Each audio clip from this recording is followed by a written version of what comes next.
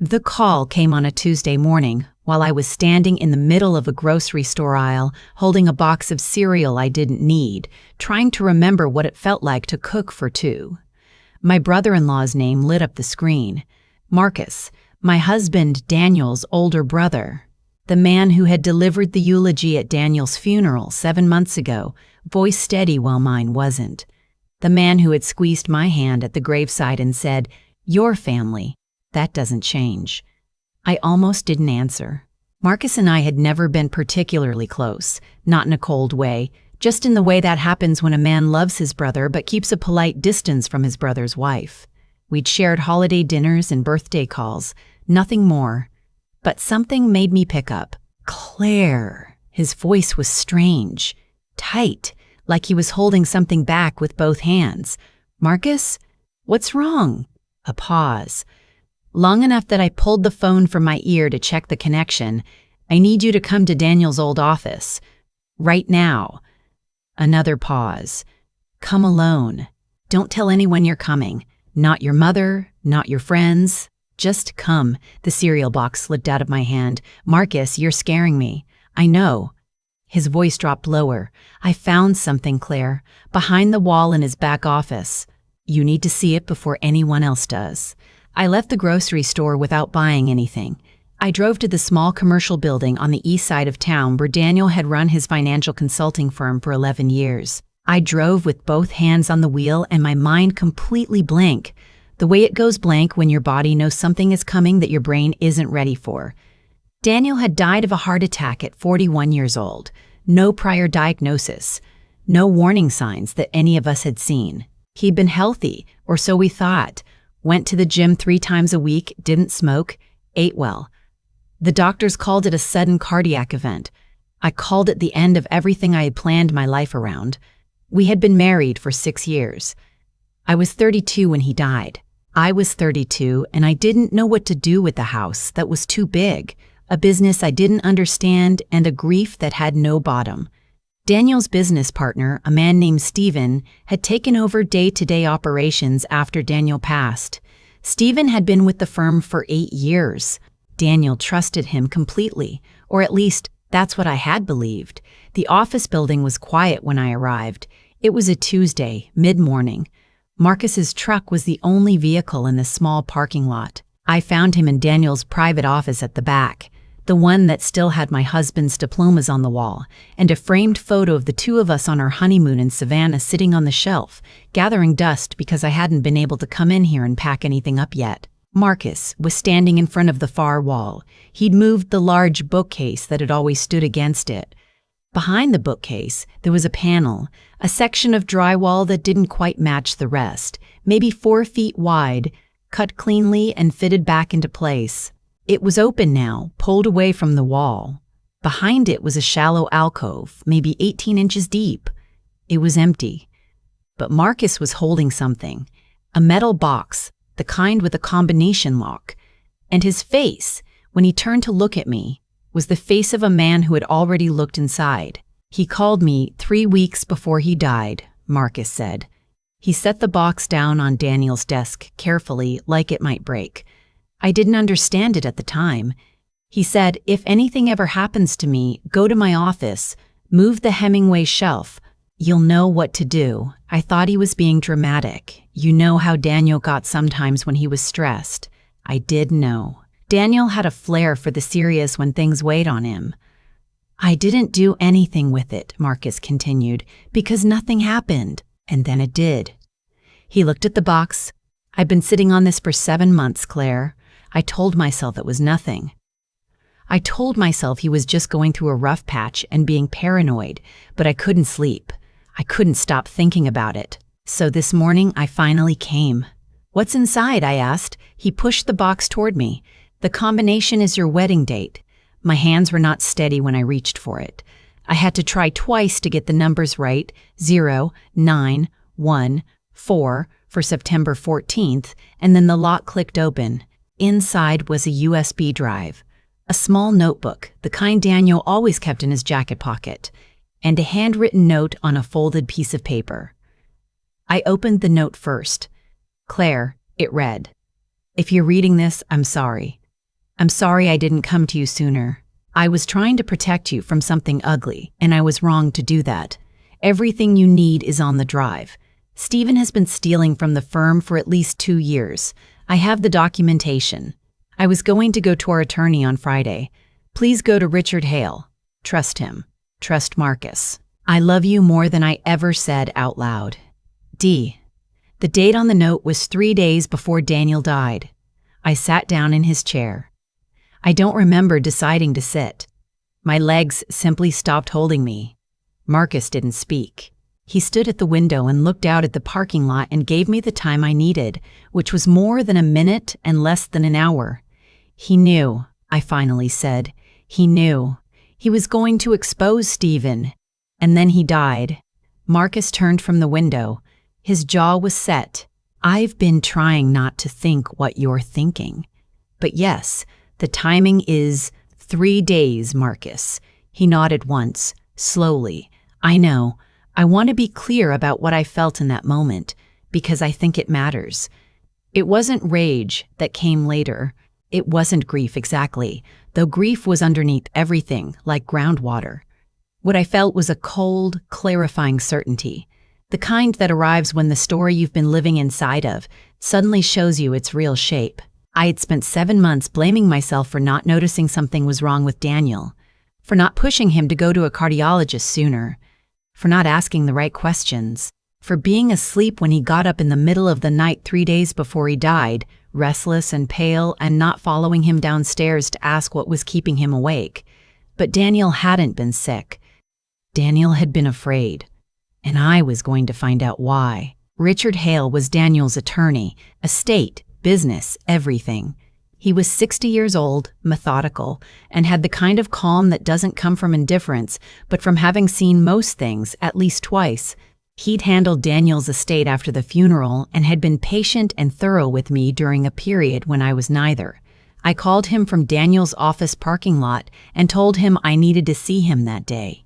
Something in my voice must have communicated the urgency, because he cleared his afternoon. I drove to his office with the metal box in the passenger seat and Marcus following in his truck. Richard listened without interrupting while I told him everything. He examined the note. He looked at the notebook, which turned out to contain dates, amounts, and account numbers in Daniel's careful handwriting, 7 pages of entries going back almost 3 years. Then he plugged the USB drive into his laptop. What was on it was meticulous. Daniel had been a financial consultant for 20 years. He knew numbers the way some people know languages, fluently, instinctively, able to spot the grammar of fraud even when it was dressed up to look like ordinary accounting. The drive contained spreadsheets, transaction records, email screenshots, and a detailed written summary of what he had found. Stephen had been creating ghost client accounts, fictional clients whose fees were processed through the firm's billing system and redirected into a personal account. Over nearly 3 years, the total came to just over $400,000. Richard read through everything carefully. Then, he set his glasses on the desk and looked at me. Daniel came to me, he said, 5 weeks before he died. He told me he suspected something was wrong, but that he didn't have enough to act on yet. He asked me about his options if the evidence confirmed what he thought. We discussed the process. He paused. He never came back for a second meeting. Because he died, I said. Yes. Did he tell you he was scared? Richard was quiet for a moment. He told me he wanted to be careful, that he didn't want to move until he was certain. He said he had someone he was watching closely. Stephen. He didn't name anyone in that first meeting. He said he'd tell me everything when he came back. Richard picked up his glasses again, turned them over in his hands. Claire, I have to ask you something, and I need you to think carefully before you answer. In the weeks before Daniel died, did anything seem different to you? His behavior, his health, anything he ate or drank that he didn't normally? I understood what he was asking. I had been asking myself the same thing since I read that note. He was tired, I said slowly. More than usual. I thought it was work stress. He said it was work stress. He was distracted. He woke up in the middle of the night. He wasn't eating much. Richard nodded. He didn't say anything else on that subject, and neither did I. But when I left his office 2 hours later, I called the county medical examiner's office. I asked about the process for requesting a more detailed toxicological review of records from a case that had already been closed. The woman on the phone was kind. She walked me through it. She said it was possible, under certain circumstances, to request a supplemental review. She said it would take time. I said I had time. I had nothing but time. In the days that followed, I moved carefully. Richard had been clear, saying nothing to Stephen, nothing to anyone at the firm, nothing to any of the clients. Don't tip your hand. Let the documentation speak first. That was harder than it sounds because Stephen called me on a Thursday, 2 days after I found the box, to ask how I was doing and to mention warmly that a client was asking about the status of a particular account. He had the smooth ease of someone who had never expected to be caught. He asked if I wanted to do lunch sometime, the way he had a few times in the months after Daniel died, positioned as kindness, as support. I said I was busy. I said it pleasantly. I said it without letting my voice do what it wanted to do. I hung up and sat very still for a long time. I started going through Daniel's personal files at home, the ones in his desk in the study, which I had not been able to open since the funeral. I was looking for anything that might add to the picture. What I found, in a folder tucked behind his tax returns from 4 years ago, was a printed email exchange between Daniel and a forensic accountant named Patricia Owens. The emails were from 8 months before he died. Daniel had quietly hired her to do a preliminary review of the firm's accounts and had asked her to send everything to his personal email only. Her report was attached. It confirmed what Daniel had suspected and documented further evidence that hadn't made it onto the USB, a second layer of accounts he'd apparently still been untangling when he died. I called Patricia Owens. She remembered Daniel. She said she'd wondered what happened to the case. She said she was sorry about my husband. She said she would cooperate fully with any legal or law enforcement process. Richard filed a formal complaint with the State Financial Regulatory Board on a Friday morning. By the following Wednesday, the firm's records had been subpoenaed. Stephen, from what I was told, through Richard, seemed genuinely blindsided, which told me he had never imagined Daniel's wife would come looking. People underestimate grieving women. They assume grief is the same thing as weakness. It isn't.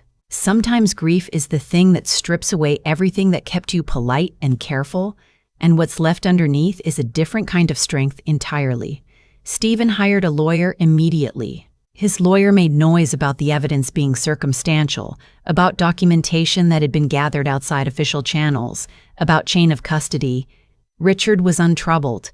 He'd worked with the forensic accountant's report, Daniel's notebook, the USB, and the firm's own subpoenaed records. He said with the particular quietness of a man who has been doing this for 30 years that he wasn't worried. I want to tell you about the moment I understood what Daniel had actually done for me, because I think it's the part of this story that matters most. I was sitting at his desk in the study one night, about 3 weeks after I found the box. I had his notebook open in front of me, reading through his entries again, the dates, the amounts, the account numbers, and I noticed something I'd missed before. In the margin of the last page, in Daniel's handwriting, were 4 words, "You will be okay." He hadn't written my name.